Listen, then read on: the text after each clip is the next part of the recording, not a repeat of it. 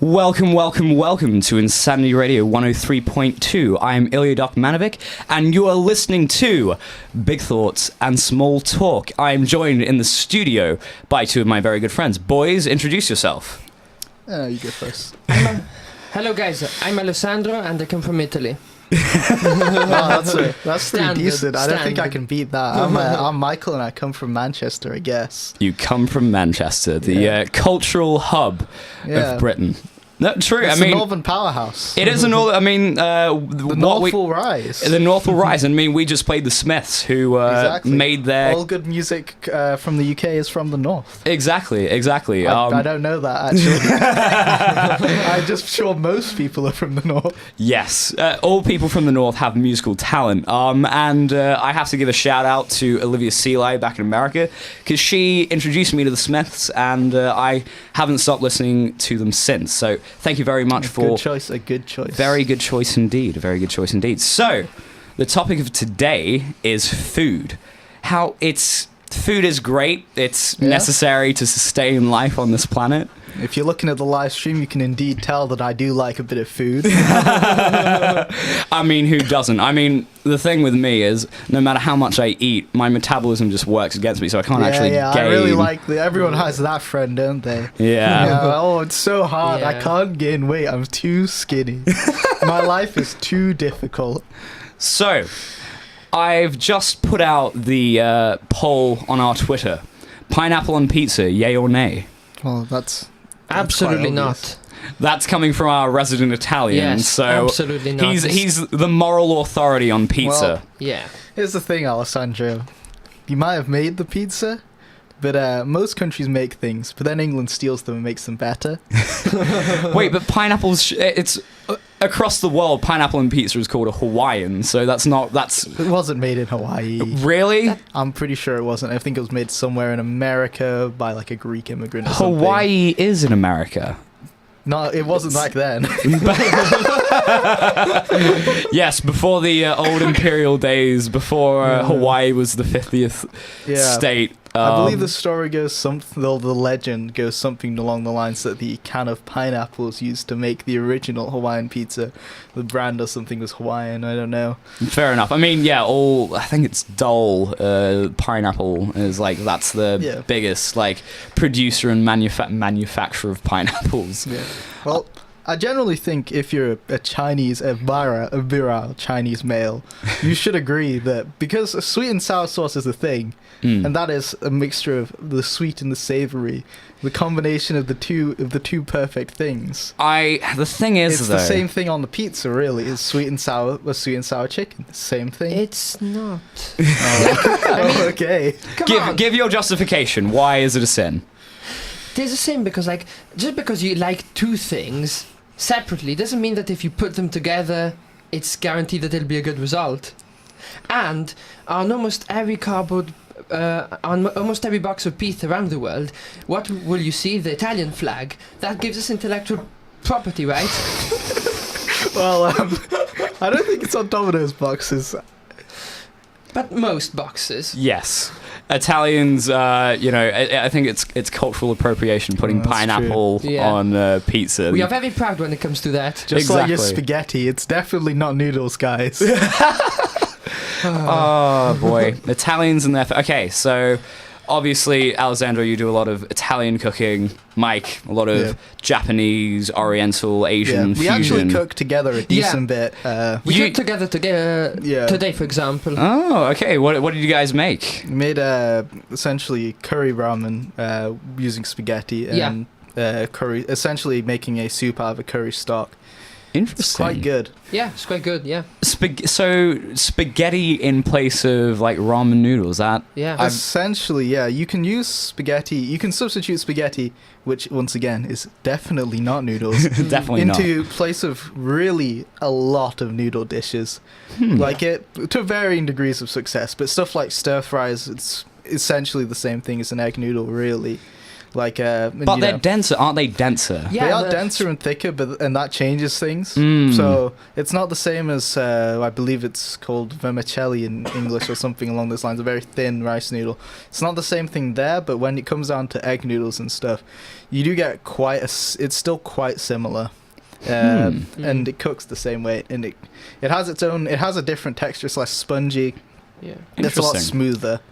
Very interesting. I mean, Personally, I prefer the spaghetti version because it gives like more consistency. Noodles can sometimes be like little bit Soggy and spongy. soggy and spongy. While Yeah. spaghetti is like it more absor- concrete. Yeah, more concrete. more. Spaghetti is the cement of food groups. Well, spaghetti is probably the cement of most university students' diets. That's true. Yeah. Pesto spaghetti is such You an can't beat easy. it. You can't. Although I do Like- love a good mascarpone sauce with shredded chicken and If you ever mushrooms. get the opportunity, one of the truly nicest things is truffle. Is a truffle spaghetti. So you use like Ooh. truffles instead of salsa. A bit more pricey, a bit out of the range maybe of a student budget, but it's the good stuff. Once you go truffle, you can probably go back if you run out of money. But it's good. It's good. Once you go truffle, you never make a kerfuffle. That's good. I like that phrase. I like that I phrase. made that up. That was me. It's brilliant. Well, I mean, I work in a restaurant back in the US. I work in multiple restaurants back in the US because my boss is Mr. just Worldwide. Mr. Worldwide. My boss is just an amazing guy. A great restaurateur. Yeah, that's the. Yeah, I think that's right. That's right. I can't do pronunciation or diction. So yeah, James Chen, if you're listening, but I highly doubt you are. But if you are, I love you and I miss you, and I can't wait to work back at the Barn or La Fagata or Table 570 Asian Fusion. He does it all. He is the epitome. Fingers in many pies. Exactly. He basically has a monopoly on my local town's like restaurants. Like he's just slowly building up his empire. Restaurant monopoly is the best kind. I mean, he does it well. He knows food. He is like the Chinese Anthony Bourdain. I would imagine he's an amazing fella. He's an amazing fella, And food is one of the only sectors that will never go in crisis. it's true. Never Well, no that's economic. I mean, Places. unless all our crops fail Yeah, and there's a but- famine. Well, I'm just going to upload my brain to a computer, and then I won't ever have to eat again. I'll just sit in the recharge dock for a couple hours. There you Boom, I'll go. be We'll right have as to wait a rain. couple of years for that, though. Maybe a little bit. We're working on it.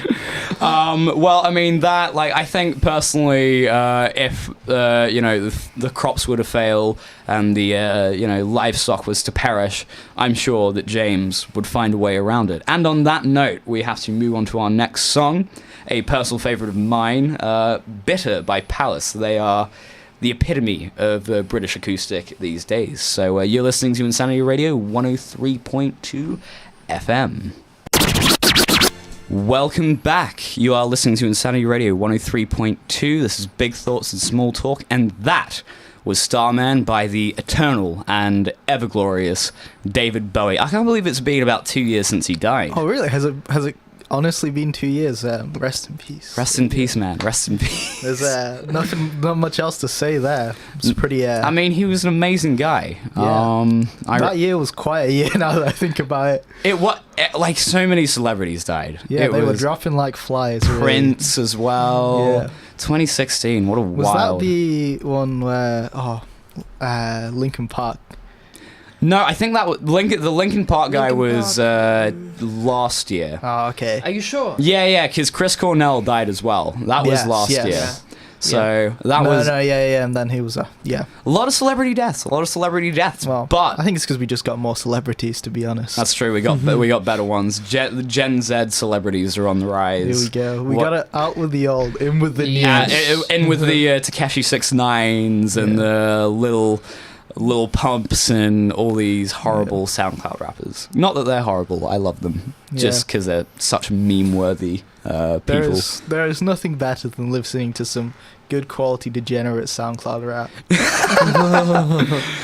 Hey, you're gonna paint a target on your back. That's true. I mean, I love SoundCloud. Exactly. You don't want Takeshi 6ix9ine. He's out of prison now, I think, and he has. I didn't know he was in prison.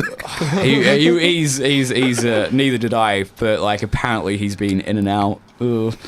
Interesting. But let's get back to the food topic. So, back in the 1970s, 1980s. I believe the deal happened in early 90s. This specific Early deal. 90s. So, I believe initially Pepsi was introduced to the Soviet Union around 1960s times, at the start of 1960s, at a American trade expo trying to get more trade into the Soviet Union at the time. And essentially, Khrushchev ended up drinking the legend. I'm not too sure on the legitimacy. Khrushchev the legend. Yeah, We love Nikki. On the legitimacy of this, but he apparently drank a Pepsi, and that cemented it as the winner over Coke. Don't know how. Because Coke represents everything that American capitalism, stands for. Pepsi's their main rival, so of course the Soviet Union would adopt it. Pepsi is the common man's drink, the drink of the people. The drink of the people. Pepsi Co.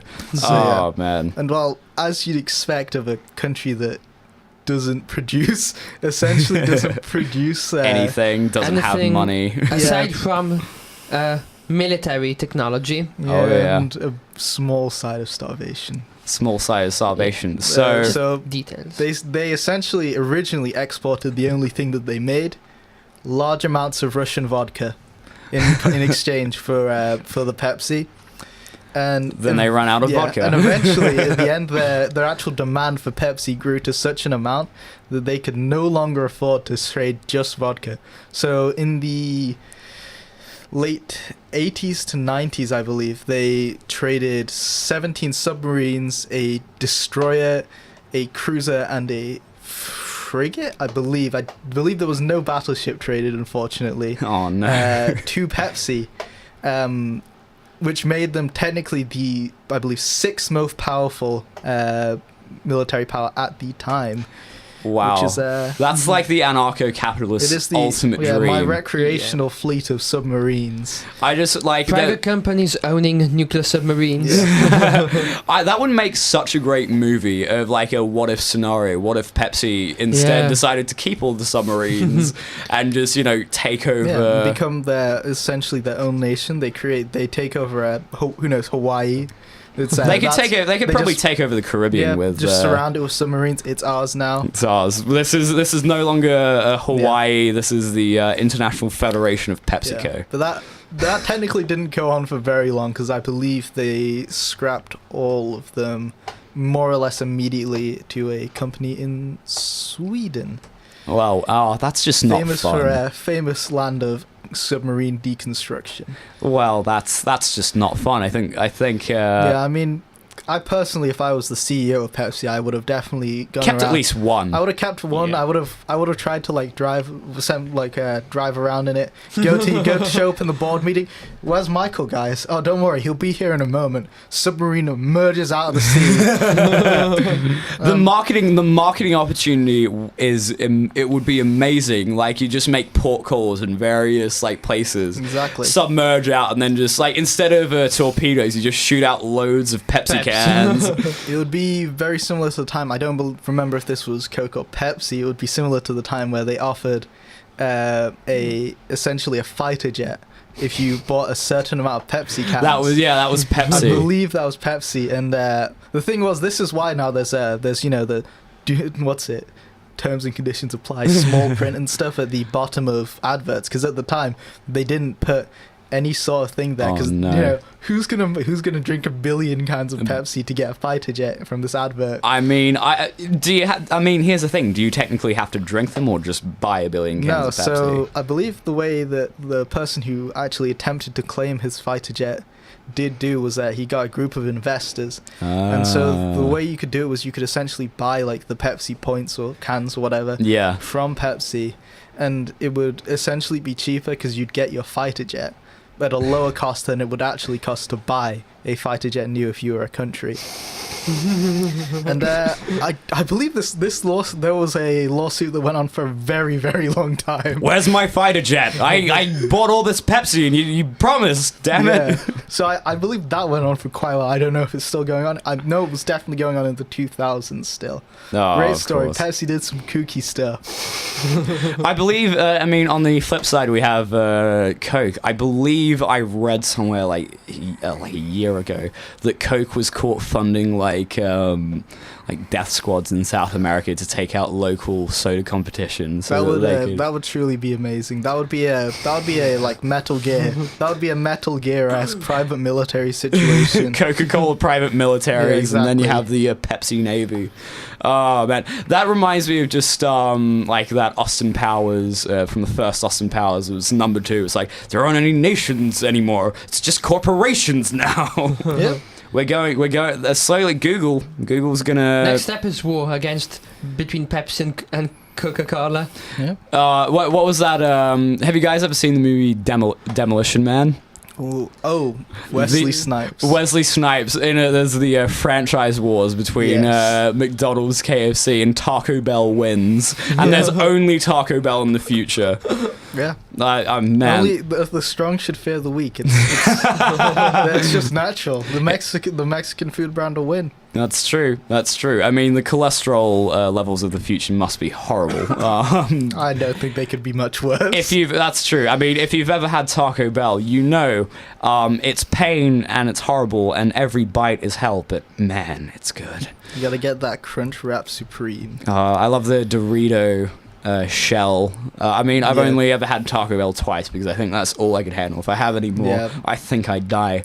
But all Mexican food is the same. It's refried beans, refried beans, minced meat. Yep. It's good though. It's in different ways. Truly, it's getting the most out of what you have. That's really the true Mexican dream. It's true. Now, I have to give a little shout out to my mum in America, because since we're talking about food, there is nothing better, and I think you boys can agree, than home cooked meals. They cannot be beat, really. Yeah, it's impossible to beat. Doesn't matter if they're bad. It honestly doesn't matter, because it's I think the phrase, it's the cooking with love that your mum, and I'll always have a reason to go back home, because mum will always put on a good spread. So mum, if you're listening, that's for you. And everyone, even if their parents are useless at cooking, they always have that one thing. That one thing. Yeah, that my dad's lasagna. They always have that one thing that they do right, and you're like, man, I really want the recipe. I want to know. And it's kind of weird, because in more modern times, it's almost like cooking's gone out of style. Really, it's true. It has. I'm just doing self-catered now, and I'm sort of having to teach myself to cook, and it's really like. It is a process where, like, you learn along the way, and it's like trial and error, finding the best, like, spice combination, all that, and it's teaching, I don't know, I think it's teaching me a good, valuable life lesson, because, again, it's one of those things where we're in such a sort of fast food, do it now sort of culture, where we don't, take the time to really cook for ourselves and appreciate the effort and time for a home cooked meal. And the thing is, home cooked meals are less expensive than fast foods. It's true. It's true. The average home cooked meal will cost £1.5-2. Oh yeah. Yeah. The Domino's pizza will cost from like £8 to £10-12, and that's just one meal. It's 1 meal. I certainly have learned, even shopping at the higher end grocery stores. If you know how to shop right, to get the right things, you will come out. You'll have enough food for a week, 2 weeks, and you save so much money in the long run. It's hard to really to justify not cooking for yourself in a way if you're trying to save money at all. You should be cooking for yourself, and it's not hard, and generally you'll always produce something edible. It's true. It's true. But it's weird. It's not trying to be as better in the good old days when we all died at 40. But the sort of stuff you can get right now. I remember very distinctly one of my roommates last year. Great, you love university. You get to see a lot of people. You get to see a lot of new things. And I saw for the first time that you could buy a frozen omelette that took 3 minutes to defrost and cook. Oh no! And I very Crack an clearly, egg. I very clearly remember I saw her about to prepare said frozen omelette, and I wasn't even hungry. I immediately got my pan out. And I cooked an omelette faster than it took to defrost it out of the microwave. And it's mind-blowing that you can, one, sell that, and two, have someone buy and eat it. One thing that they have in America, which I think is just... I don't see the point in it, is powdered mashed potato.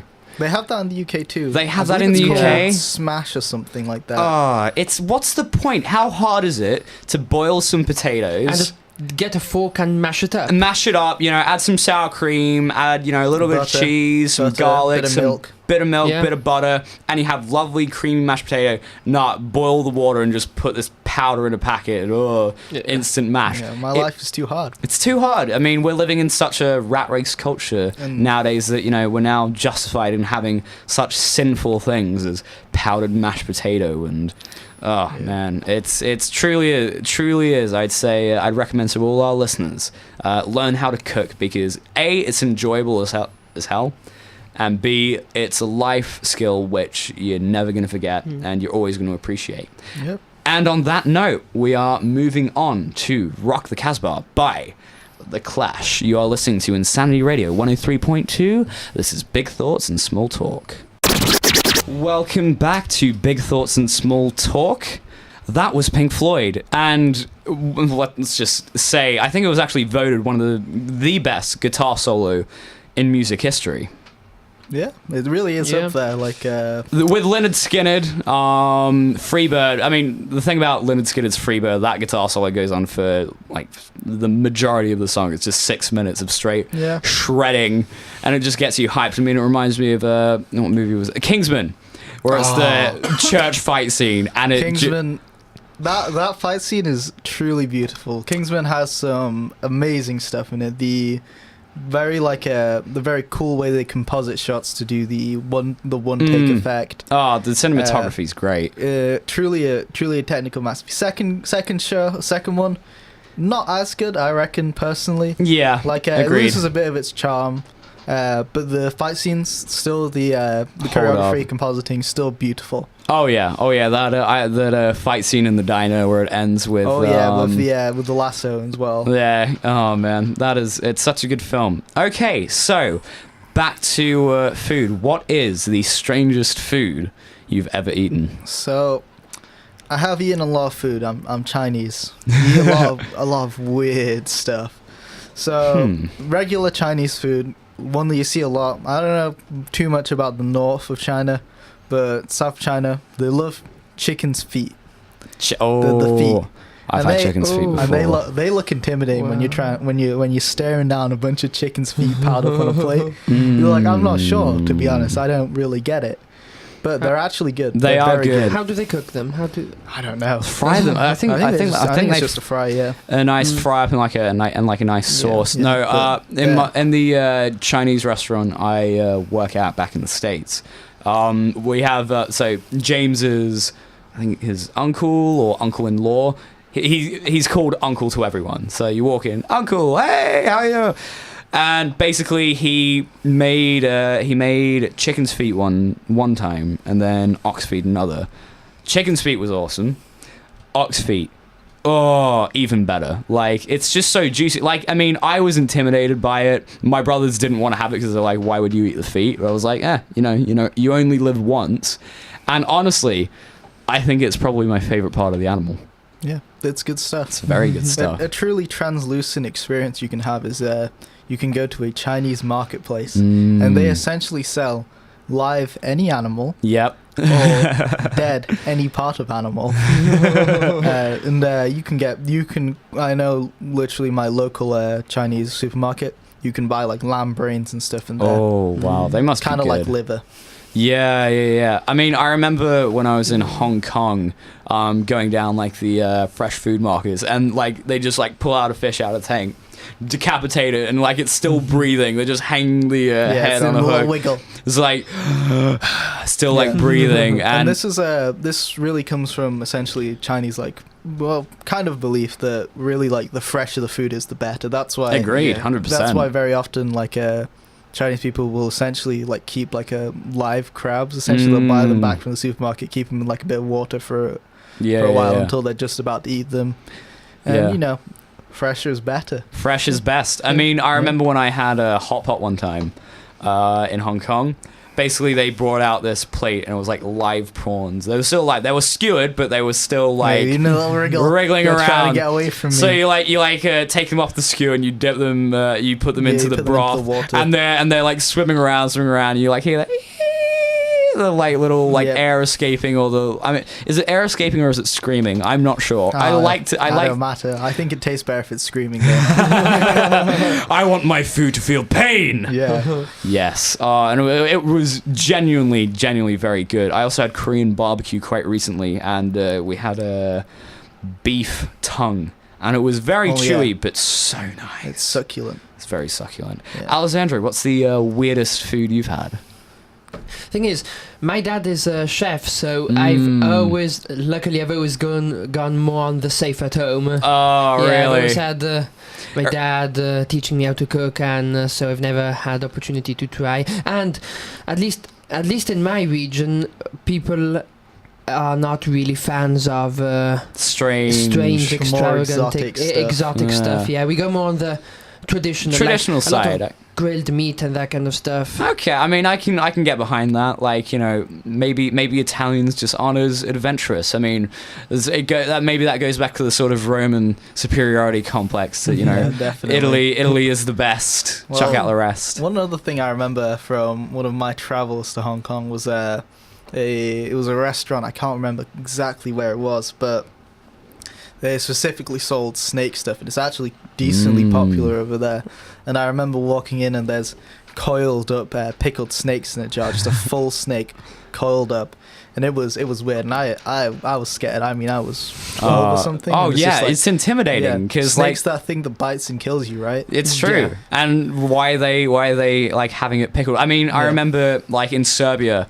Just obviously, there's no real food regulations because they're not part of the EU. They're not. I don't think they're part of any international organization, so they can get away with anything. Meat's good for you. Yeah, exactly. That's Iceland. That's Iceland. That's Iceland. Sorry, come on. Yeah, adds character to the So basically, like on the side of the road, they'd have they'd sell Slivovitza, which is like a plum liqueur, plum whiskey, and in the bottle there'd be like snakes, like vipers. In the liqueur, I don't know if it's like the snake is meant to act as like an aphrodisiac, but it's just probably. It makes you feel like a bit of a rebel. Adds a bit of a kick. I just imagine like what if like snake poison got into the. I'm sure the alcohol would probably. Like, alcohol's poisonous. Doesn't matter. Exactly. Yeah. Either way, it's going to kill your brain cells. Yeah. No, yeah, that's definitely is something. Let me think. I do remember some of the definitely more weirder stuff is that you can very easily get like brains and stuff in China, and that they're actually the weird thing is like you think a lot of these parts of the animals that we don't. The West doesn't normally eat. They're actually quite normal, to be honest. Like, I'd compare brains very much to liver, and honestly, I don't know why we're not eating them. Liver's quite. I mean, like when you think about it, liver's in like black pudding, isn't it? Like exactly, it's just blood and like the offcuts and everything. No, wait, I'm trying to think. I have had black pudding before. I tried it for the first time last year, and it was very good. I also had haggis. And haggis is sheep intestines and some sort of Scottish magic. A couple of bagpipes probably. Yeah. I mean, when you think about it, haggis is kind of shaped like a bit of a bagpipe. It's all stuffed in this. It pretty much is. It's very good. It's the bagpipe of the food world. Scotland. I wouldn't want to be wrong, but I think it's like kidneys, right? Yeah, kidney. I don't want to be wrong, but it might be that. Kidneys. The thing is, I'm a little bit disgusted by kidneys in food because I have one too many times gone to like KFC. And they don't take out. Sometimes they miss the kidneys. So like you bite into a piece of really delicious chicken. Succulent. The Colonel's own recipe. The Colonel's I own will get those secret 11 spices. herbs and spices. And I mean, personally, I think the best bit of KFC chicken is the skin. So I just ignored the meat, just eat the skin like a ravenous. Funnily enough, I believe the original Colonel recipe had over 50 spices, but when he sold out the brand and franchise, they simplified it because it was too expensive and too difficult. So you'll never truly experience the Colonel's secret recipe. The Colonel's secret recipe.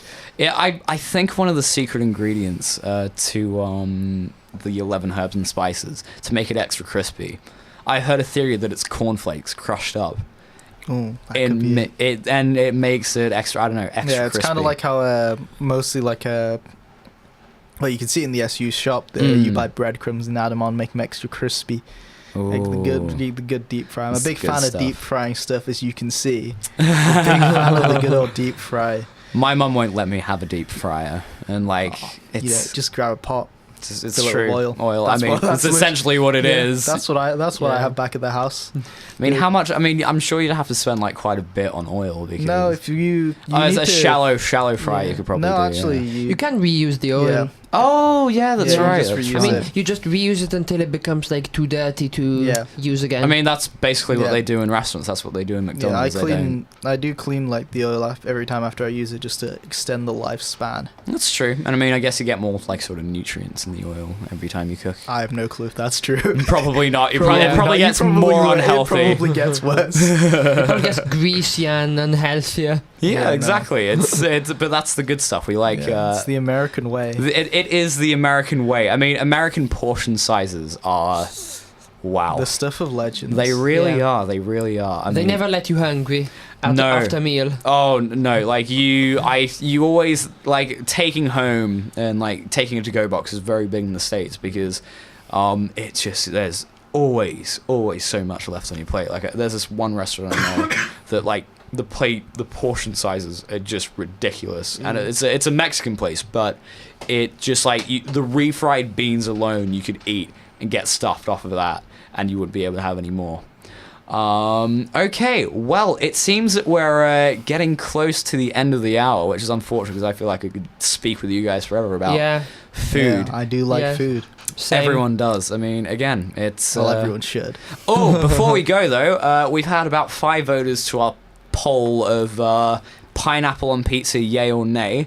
It seems that 80% of people have voted yay. Well, add an extra one onto that one because I'm voting yay as well. Okay, so that's no, absolutely no, never. I'm with you, Alessandro. Personally, I think it's a sin, and I'm gonna have to disagree with the listeners tonight. But fair enough. We live in a democracy, and the people have spoken. We live in a society.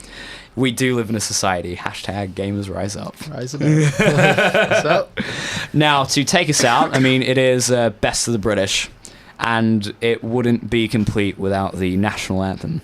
So, I put to you, the viewers and listeners, to please rise to attention for our national anthem. Once again, this has been Big Thoughts and Small Talk. I've been your host, Ilija Dokmanovic, joined by... Michael Moe. And Alessandro Sintoni. Perfect. Everyone, please rise. This is Insanity Radio 103.2 FM.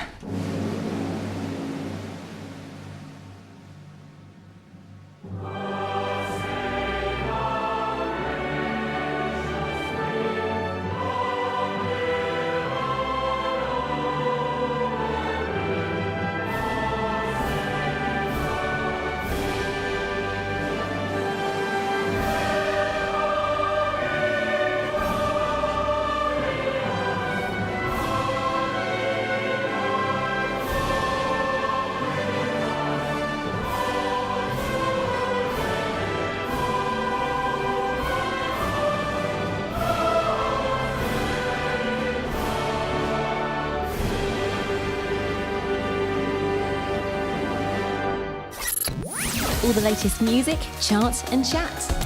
Insanity Radio.